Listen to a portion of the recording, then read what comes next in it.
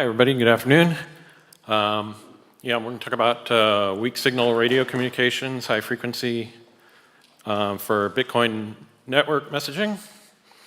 And I'm going to talk about some theory and some motivation about the medium we're going to be broadcasting through. And Elaine will talk about about the protocol and various parameters, signal noise ratio, digital signal processing, and so forth. Okay, what happened? All right, so even though these are called high frequency, that's the official name for this range of frequencies, and shortwave for historical reasons, they're actually much lower frequency and longer waves than the gigahertz that we're used to in our wireless connections. And so forth that we usually connect to the internet to. So the terminology is backwards, but don't let that throw you. The radios in this, I'll talk about the ionosphere and how we're bouncing signals off the ionosphere. And this is very long range stuff. As you can see here, this is an old Voice of America and maritime broadcasting station that communicated with ships in the Pacific and broadcast Voice of America radio programs across the Pacific and so forth. So you can see the range of these things is really long, but one of the ways they do that is they're very high power, like 100 kilowatts. We're going to be very low power, weak signal, 5 kilowatts or less. And the main reason for that is simply to be low profile and to be good citizens of the airwaves, because the people are using them also.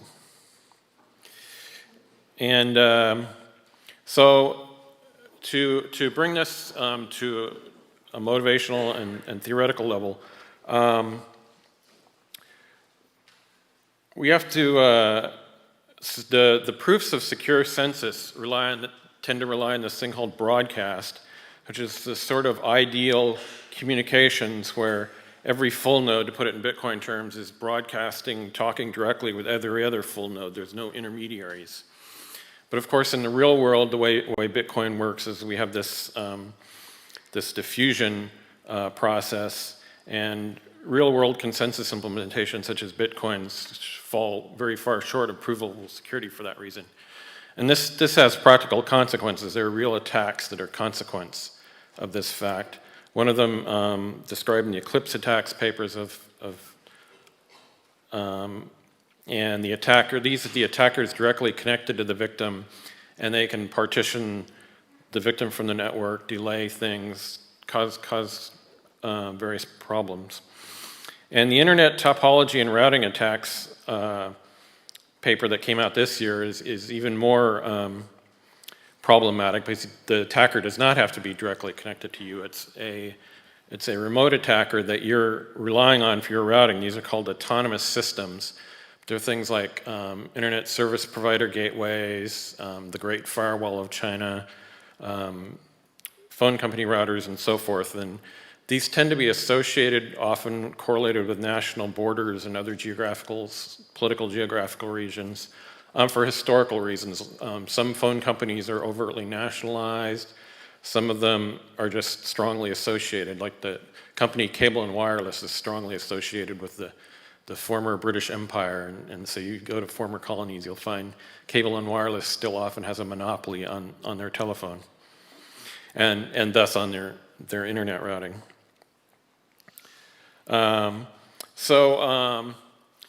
Talking about broadcast and trust, there's actually very little in our communication that's fully trustless.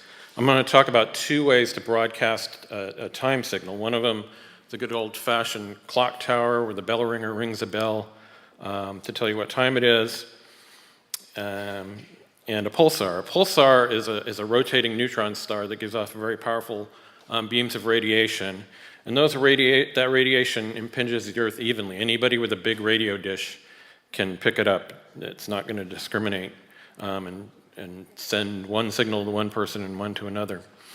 And the attack, nobody can attack it. There's nobody out there attacking these things. So this is one of the few things that we can actually call fully trustless. A clock tower, on the other hand, it has a bell ringer. The bell ringer could, ring the bell at 2:05 or 2:10 instead of on the hour at 2 o'clock like he's supposed to. So you're systemically trusting it. Everybody in earshot is trusting the bell ringer. But on the other hand, you're not particularly trusting it because they're broadcasting a abstract time, and that it's being what's called isotropically broadcast, being broadcast the same in all directions. So the bell ringer can't ring the bell for one side of the town with one time and the other side of town with the other time. It's one tower and an isotropic broadcast. And so, unfortunately, this is another place where we're trading off security for performance, insofar as the guy at the top there, the big smiling guy, is getting a very high bit rate. He's very close to a narrow beam broadcast. The still somewhat happy person is in the array, but getting a less of a bit rate. But the other people are left out. And in fact, the broadcaster by controlling the direction of this beam can decide who gets the benefit of it and who doesn't. Or at the bottom shows an isotropic broadcast where everybody within range gets to participate, but they're not necessarily going to get a high bit rate.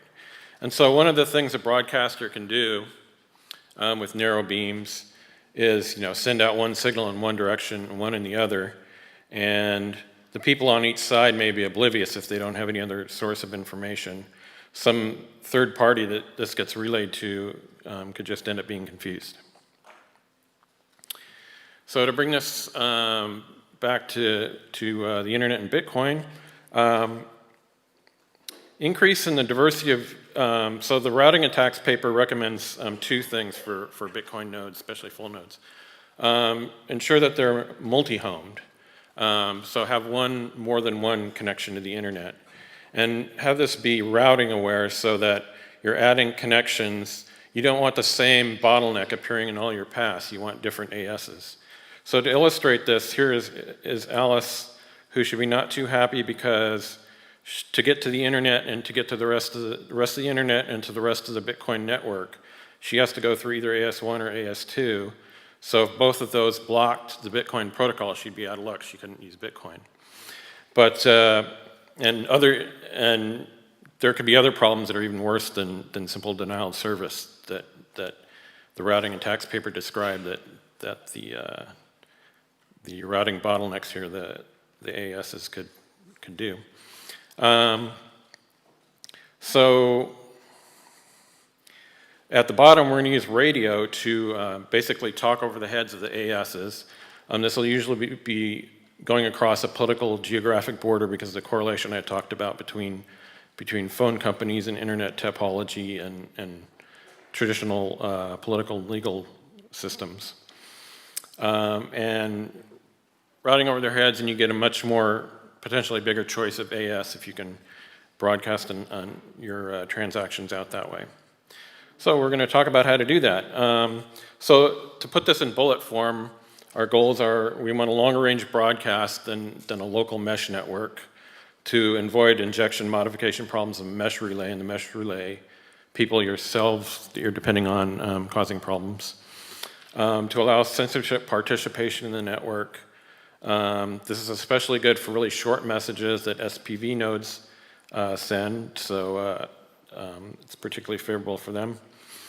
And have more diverse multi-homing, the ability, as I showed you, to connect through more than one or two bottlenecks.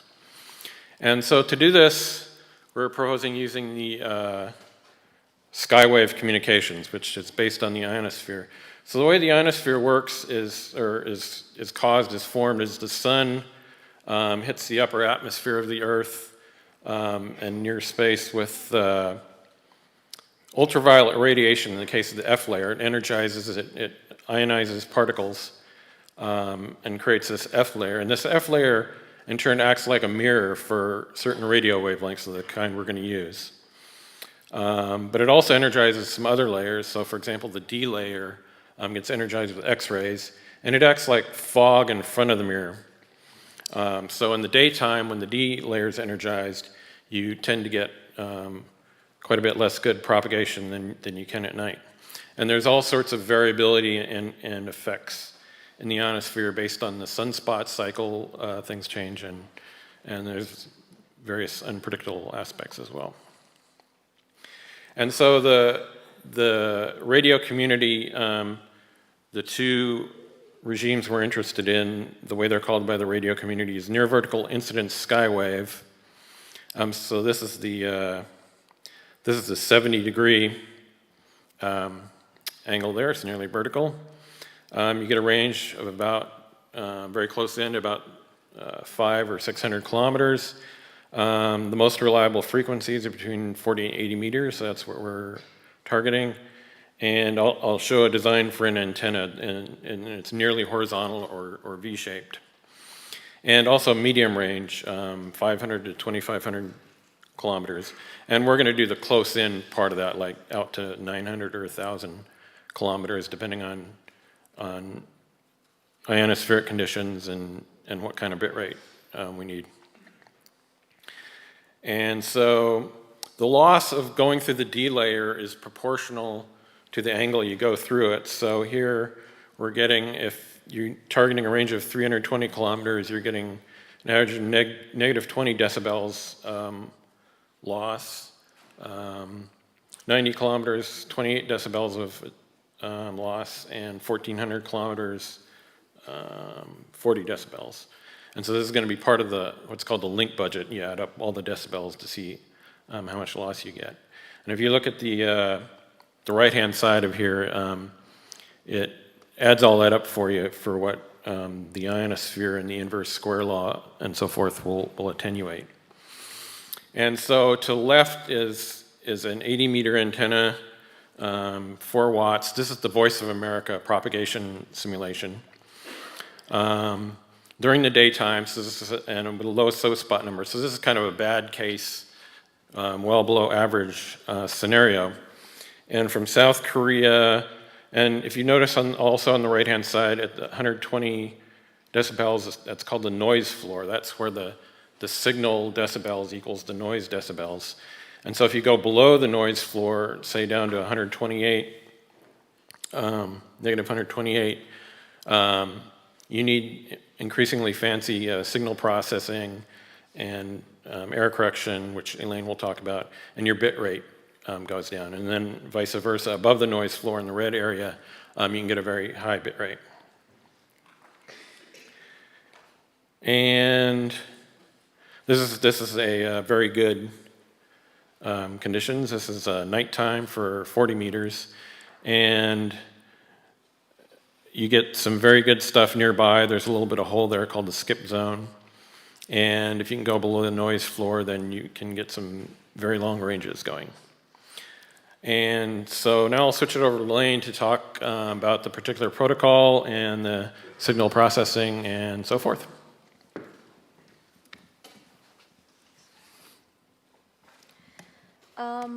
Okay, so I'll talk about digital modes over radio and go over some of the design decisions we made and try to explain why we made them. So some of this, since this isn't a signal processing conference, I'll provide a little bit of background. So to begin with, any digital data can be modulated and transmitted over radio waves. Those of you who are old enough to remember dial-up internet, that modem noise you would hear is basically digital data being modulated and turned into sound before it's sent over the telephone wires. So a couple of examples. A few years ago, the hacking group known as Anonymous set up a radio mesh network for encrypted chat messages. And basically they took just text messages and broadcast it over high-frequency radio. And I don't think their mesh network lasted very long. But a more enduring example is something called PSK mail. And PSK mail is a set of mail servers being run all around the world. These servers are connected to radio receivers. So anyone can set up a mail client and broadcast email messages over radio. If you're out in the middle of nowhere or out in the middle of the ocean, Your mail client can send an email message over HF radio, and if it's received by one of these PSK mail servers, they'll relay it to regular email. So this is basically a mail server run over radio. So our work focuses on binary, for our work we chose to focus on binary phase shift keying. Most people here are probably familiar with amplitude modulation and frequency modulation because of AM, FM radio. Phase is the third thing that you can modulate, and it works well with digital data. So we chose binary phase shift keying because it's fairly simple to implement. It has a narrow bandwidth, so we can stay out of other people's way. So in ideal conditions, when we're in a low noise environment, we can use binary phase shift keying without any external error correction. We get about 500 bits per second, and it's about 1,000 hertz bandwidth. In noisier conditions, we can apply convolutional encoding prior to modulation. The convolution encoding allows for forward error correction. And the code that we use has a rate of 1/2, so about 50% of the bits are used for error correction. And then we get an effective data rate of 250 bits per second with the same bandwidth. And with BPSK 500R, we also interleave the data to provide some resilience against burst errors or interference, because that way the error bits won't be clumped together in our code. So for more terrible conditions, there's an option of using multi-frequency shift keying. We didn't actually explore that in depth here in the work to date. It's more resilient to, it has better noise immunity at long distances, but it's a bit harder to tune an antenna to receive the signal. So this is a GNU radio flow graph. It shows a simplified version of the modulator that we used for transmission. It's fairly straightforward. Basically, we take in a stream of bits. We use a symbol set of -1 and 1 because it's binary phase shift keying. We map the symbols to constellation points, then we pass the signal through a root-raised cosine filter. Then each signal initiates a pulse, and it scales the pulse by the value of the symbol. And before it goes into the RRC filter, it passes through a burst shaper to pad the pulses with zeros. Then the output of the modulator gives us a baseband train of shaped pulses that look like either ones or zeros. So if you look at the analog waveform, it will look something like this, where you have shaped pulses representing ones and zeros, and you can multiply this with a carrier wave to generate the actual transmission signal. On the receiver end, the demodulator basically does the same thing except backwards. So those of you who have set up a Blockstream satellite receiver probably have seen something like this, and it works in pretty much the same way. I think the Blockstream satellite uses quadrature amplitude modulation, so they're not only modulating the phase, but also the amplitude to encode 2 bits per symbol. So ours is a little bit simpler. We take the received signal, pass it through a polyphase clock sync, and this has a filter that matches the one used in the transmitter. Then this basically estimates the maximum likelihood times which to sample the signal. And then we get an output sequence of numbers, ones and -1s, and that looks a lot like the symbols that we originally sent. And the CMA equalizes the signal to get a constant modulus or amplitude. And we pass the symbols through a binary slicer, which just converts the output to ones and zeros depending on whether the input was greater than or less than 0. So you can look at the output of the polyphase clock sync. It's the constellation diagram where it should be clustered around -1 and 1, but we sent it through a noisy channel here. And that gets sliced into a sequence of 1s and 0s. So this, we set up a simple loopback test using a couple of 70-centimeter antennas. For the transmitter, we used a HackRF1, and we ran the transmitter off a 21 computer, a 21 Bitcoin computer, and we put this rig together before we realized that the 21 Bitcoin computer was about to turn into a $400 paperweight. But it's still useful later on because we plan to package Bitcoin protocol messages over radio. We have the loopback test, and we added an additional block that injects some Gaussian white noise. And with the added noise, we can estimate the expected bit error rate versus the signal-to-noise ratio. We're actually measuring EB over N0, which is the energy per bit versus the noise power spectral density, which is basically the signal-to-noise ratio normalized to the bandwidth, or the signal-to-noise ratio per bit.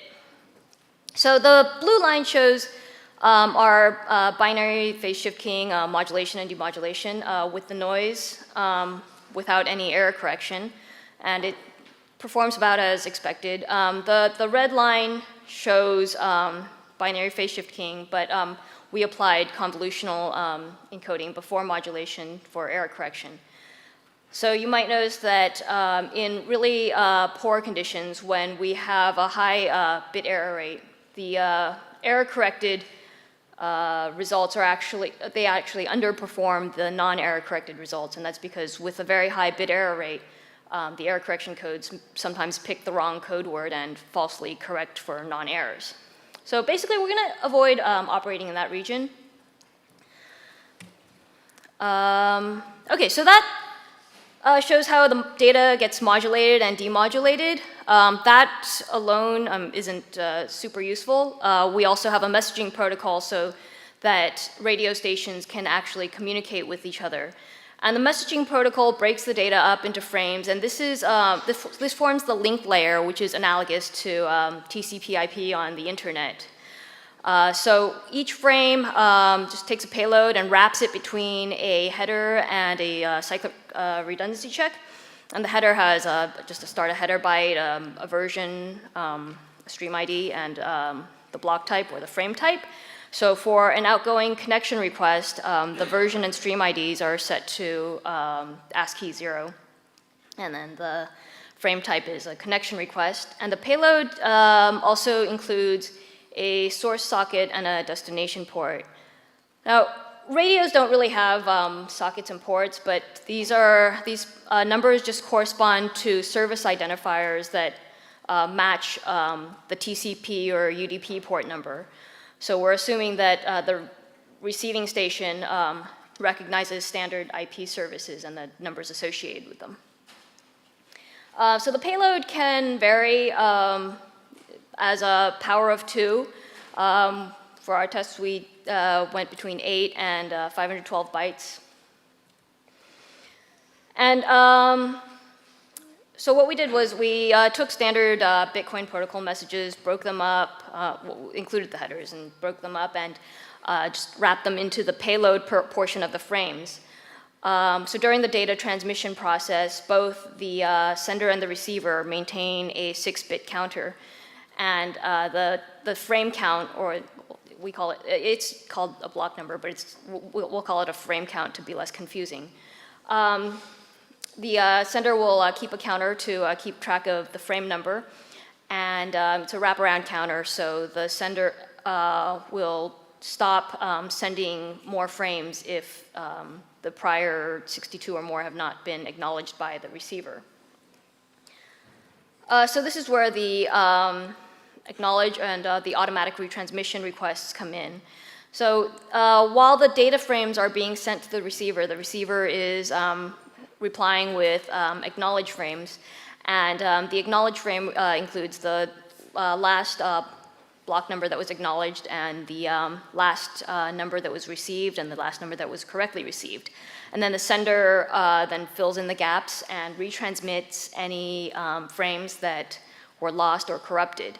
And the frame size should adjust dynamically based on the number of retransmission requests. Right now, this is done manually, but it can be automated in the future. And so using this messaging protocol, we ran a bunch of simulations to try to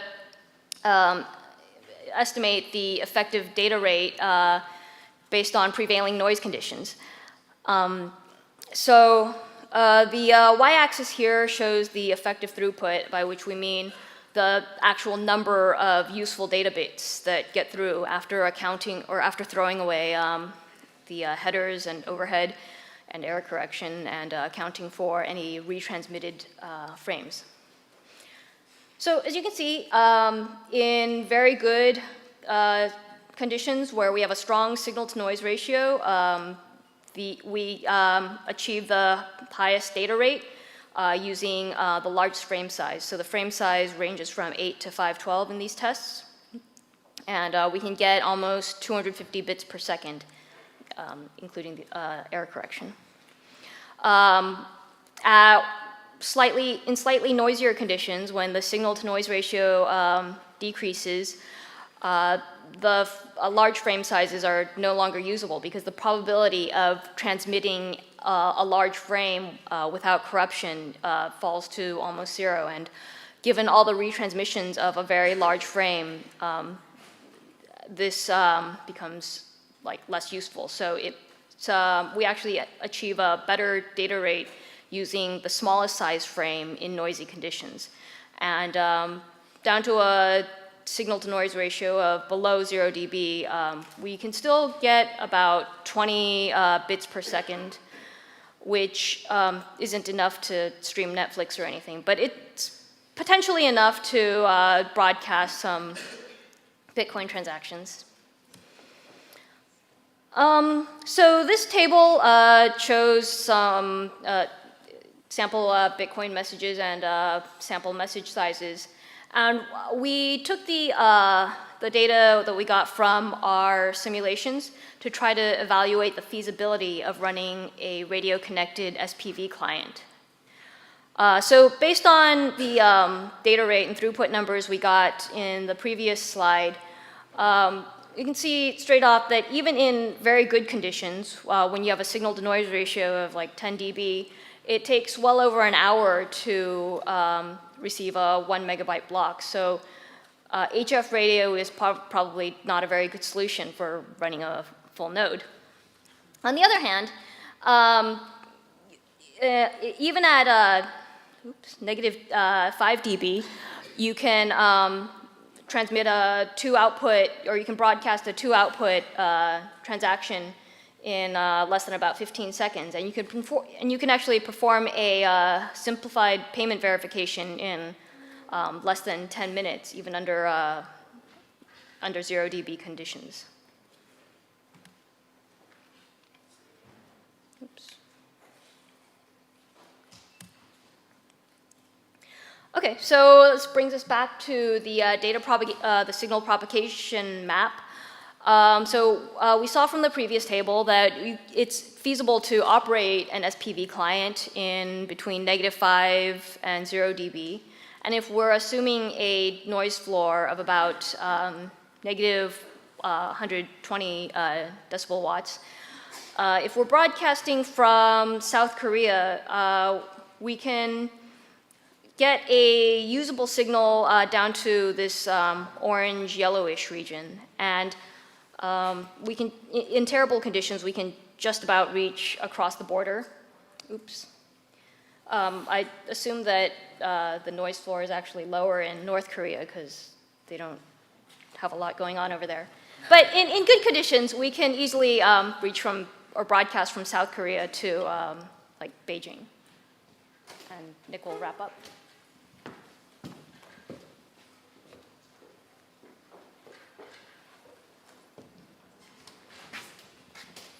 Okay, thanks. I'll close with a couple more slides here. I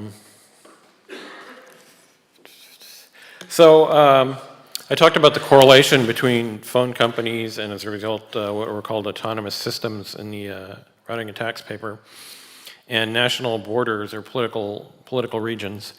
And so I did a border simulation of we have two ASs here who are cooperating to block the Bitcoin protocol.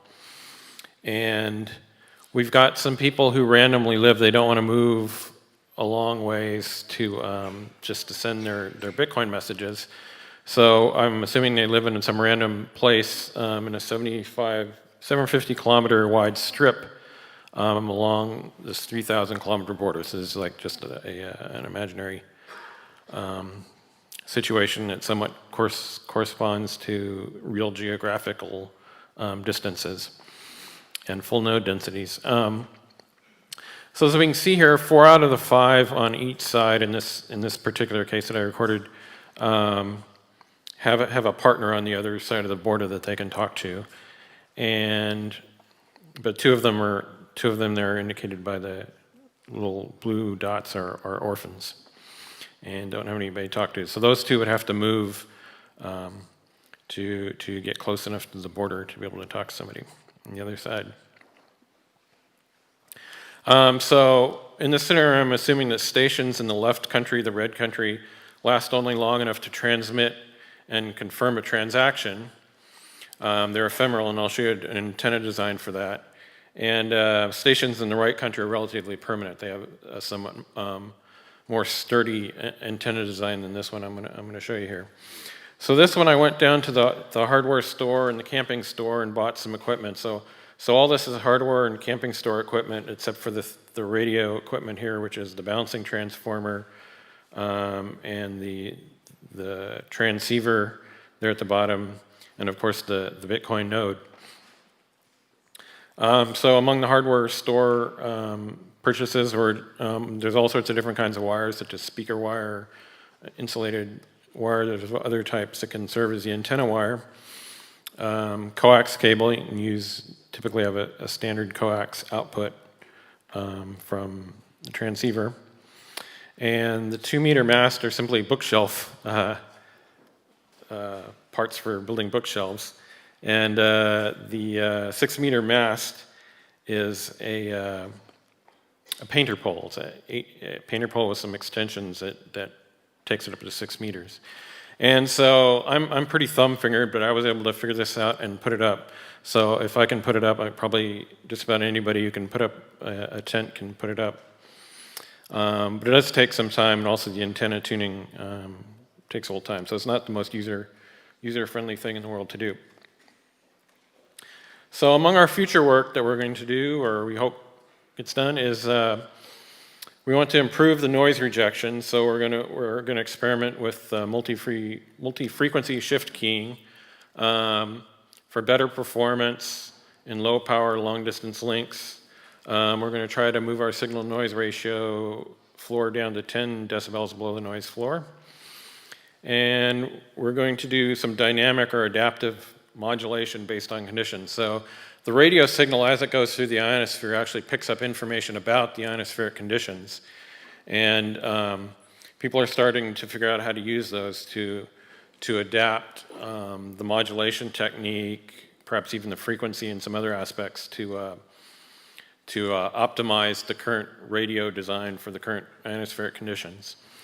And we did just kind of a first pass messaging protocol. And so there's some redundancy that we can reduce out of the messaging protocol between the Bitcoin part of it and the radio wrapper. And electrical shortening for antennas, as I showed, this is certainly doable, but it's not the most user-friendly thing in the world to set this up. This is, by the way, portable, but it's also temporary. It won't probably last in a tropical storm wind. So we want to do electrical shortening. You can pick up shortwave stations on a small compact receiver. The technique they use for that is called electrical shortening. And we want to experiment with that. and run long-distance tests with antenna rigs. So we're looking for volunteers who are interested in this system and would like to help. Thank you very much.